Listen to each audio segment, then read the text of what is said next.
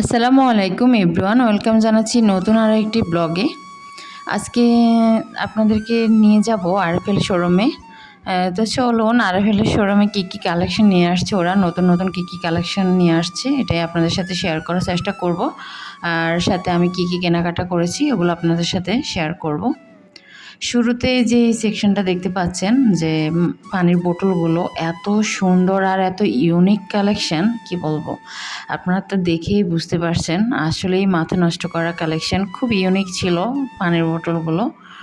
আর এই সেকশানে কিছু কাচের জিনিসপত্র আছে, সিরামিক্সের কিছু জিনিসপত্র, এগুলো তেমন একটা ভালো লাগেনি সব সময়ের মতোই যেগুলো থাকে। আর এদিকে আছে কিছু গ্লাস, তারপর হচ্ছে পানির মগ, চায়ের কাপ। এগুলো খুব কালারফুল ছিল, দেখতে অনেক বেশি ইউনিক ছিল। এই যে মগটা দেখতে পাচ্ছেন, এই মগটা আসলে অনেক বেশি কিউট ছিল। এটার হ্যান্ডেল সিস্টেমটা অনেক বেশি কিউট লেগেছে আমার কাছে, অনেক বেশি স্টাইলিশ লেগেছে। এটার মধ্যে কিছু কালারও আছে, কয়েকটা কালারও আছে এখানে। আর এইদিকে কিছু মাগের কালেকশন আছে, এগুলো সব সিরামিক্সের কালেকশন। আর এখানে কিছু চায়ের কাপ আছে, এই চায়ের কাপগুলো আসলে দেখতে বেশ সুন্দর। আমি এখান থেকে নিয়েছি একটা, আপনাদের সাথে শেয়ার করব কি কিনেছি এখান থেকে, এই শোরুমটা থেকে অবশ্যই আপনাদের সাথে শেয়ার করব। আর যে এই যে আরও একটা কাপ যেটাতে গুড মর্নিং লেখা, চায়ের কাপগুলো ট্রান্সপারেন্ট। আর এটা হচ্ছে, আপনারা তো যারা ইউজ করেন তারা তো জানেনই, এটার কাজটা খুব পাতলা আর অনেক ওয়েটলেস একদম, তো এই জন্য সুন্দর লাগে। আর এই যে মগগুলো দেখতে পাচ্ছেন, এগুলোর হ্যান্ডেলটাও খুব সুন্দর ছিল, অনেক স্টাইলিস্ট ছিল। আর এই সেকশানে কিছু কাচের পানির গ্লাস ছিল, এদিকে কিছু অর্গানাইজার ছিল, এয়ারটাইট কিছু বক্স ছিল এদিকে। এগুলো বেশ দাম মোটামুটি আমার কাছে আসলে মনে হয়েছে একটু বেশি। আরএফএলের শোরুমের জিনিসগুলোর দাম একটু বেশিই হয় কেন জানি। আর হচ্ছে এই দিকে কিছু হ্যান্ড ওয়াশ রাখার ছিল। আর এদিকে কিছু আপনারা আলু, পেঁয়াজ, রসুন, টুকিটাকি বাজার অর্গানাইজ করার জন্য এগুলো ইউজ করতে পারেন। এই যে এদিকে ওয়ার্ড্রোবের কালেকশন, তারপরে হচ্ছে কর্নার ছিল, ভেজিটেবলস র্যাকগুলো ছিল এদিকে। আর এই সাইডটাতে চেয়ার টেবিল ছিল হিউজ পরিমাণে। এগুলো যদিও আগেরই কালেকশন, নতুন কোনো চেয়ারের কালেকশন আসেনি, এগুলো তো আগে থেকেই দেখতে পাচ্ছি।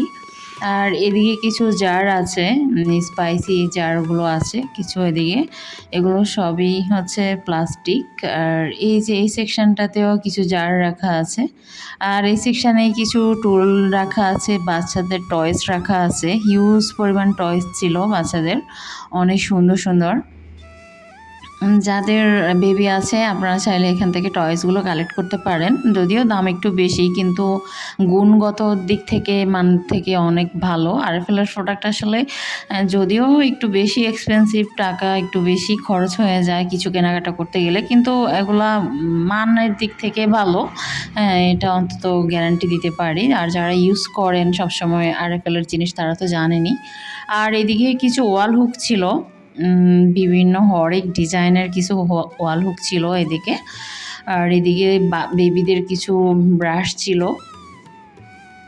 এই যে হিউজ পরিমাণ কালেকশন। আর এই সেকশানে এত সুন্দর, এখানে এসে তো আমার চোখ পুরো আটকে গেছে। এই অর্গানাইজারগুলো এত কিউট আর এত স্টাইলিশ, দেখে নিশ্চয়ই বুঝতে পারছেন আসলে যারা আমরা মেয়ে মানুষ আছি তাদের এই কিচেন আইটেমগুলোর মধ্যে কেন জানি চোখ আটকে যায় আর বেশি ভালো লাগা কাজ করে। এই সেকশনটাতেই মেয়েরা বেশিরভাগ জোর দিয়ে থাকে, আর এই সেকশনটাতেই তাদের আসলে চোখগুলো আটকে যায়। এটা আর কি, আমারও এমনই হয়। আপনাদের কার কার এমন হয় অবশ্যই কমেন্ট করে জানাবেন। আর এই যে এই সেকশানে যে অর্গানাইজারগুলো আছে, জাস্ট কি বলবো, অসাধারণ, এত কিউট কিউট অর্গানাইজার, যেটা আমি আর আরএফএলের সময় আগে কখনোই দেখিনি, এই ফার্স্ট টাইম দেখেছি। এত সুন্দর ইউনিক প্রোডাক্ট ওরা কালেক্ট করেছে। তো উনি বললো এগুলো নাকি সবসময় থাকে না, মাঝে মাঝে ওনারা এই প্রোডাক্টগুলো নিয়ে আসে। এটা কোনো আরএফএলের প্রোডাক্ট না, এটা সম্পূর্ণ বাইরের চায়না প্রোডাক্ট এগুলো। আর এই যে সেকশানে কিছু বিন, বালতি, মোপ আর আরও আদারওয়াইজ অনেক কিছু, এদিকে কিছু সিজার, নাইফ, তারপরে স্ট্রেনার, এগুলোই রাখা আছে। এগুলো আর কি নতুনত্ব কোনো কিছু আসেনি এগুলোর মধ্যে, এগুলো আগের সেকশানে যা ছিল তাই। আর এই যে এখানে কিছু স্পুন আছে, আর এগুলো হচ্ছে সব সময়কার ডিজাইনটাই। আর এখানেও কোনো নতুনত্ব কিছু দেখিনি। আমার কাছে আর কি মনে হয়েছে যে এখানে নতুনত্ব কিছু দেখিনি এই সেকশানে। আর এই যে সেকশানটা, এই সেকশানটাতেও আসার পরে তো একদম চোখ দাদা বড় অবস্থা। এই যে অর্গানাইজারগুলো, এই সাইডের অর্গানাইজারগুলো এত বেশি কিউট ছিল, মনে হচ্ছিল সবগুলো কিনে নিয়ে যাই। যেটাই দেখছি সেটাই ভালো লাগছে। অসম্ভব সুন্দর ছিল অর্গানাইজারগুলো। এগুলো আসলে আপনারা এক একজন এক এক পারপাস ইউজ করতে পারেন। কেউ ড্রেসিং টেবিলেও আপনার আর অ্যাক্সেসরিজগুলো সাজাতে পারেন, অথবা কেউ কিচেনে, বেডরুমে, ডাইনিংয়ে। আসলে এগুলো হচ্ছে এমন কিছু অর্গানাইজার যেগুলো আপনারা যেখানে খুশি সেখানে ইউজ করতে পারেন, আপনার মন মতো ইউজ করতে পারেন। এটাই হচ্ছে কথা। কিন্তু প্রাইসটা একটু বেশি, এটার প্রাইস অলমোস্ট প্রায় 350 টাকার মতো ছিল। কিন্তু জিনিসটা দেখতে অনেক বেশি ইউনিক ছিল আমার কাছে মনে হয়েছে। আমি এই প্রোডাক্টগুলো আসলে শোরুমে দেখিনি আগে, এই ফার্স্ট আজকে দেখতে পেয়েছি। তো সেই জন্য আপনাদের সাথেও একটু ভিডিও ক্লিপস শেয়ার করেছি। এই যে অর্গানাইজারটা, এটাও বেশ চমৎকার ছিল। আর কালারগুলো যথেষ্ট স্ট্যান্ডার্ড ছিল, কালার এবং তাদের অর্গানাইজারগুলো, ফিনিশিংগুলো সব মিলিয়ে জাস্ট অসাধারণ ছিল।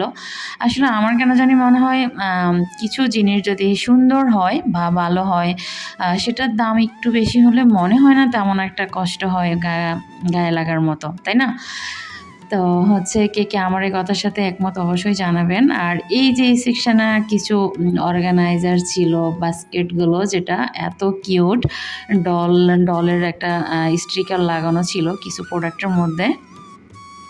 এই সেকশানে নন স্টিকের হাঁড়ি পাতিল এগুলো আর তেমন একটা দেখাইনি আপনাদেরকে, এর বিস্তারিত আর নাই বলি। আর এই সেকশানে এই যে মিল্ক ফ্যান বলেন বা টিপট বলেন, এটা কিন্তু বেশ ভালো লেগেছে, তবে দামটা তুলনামূলকভাবে অনেক বেশি।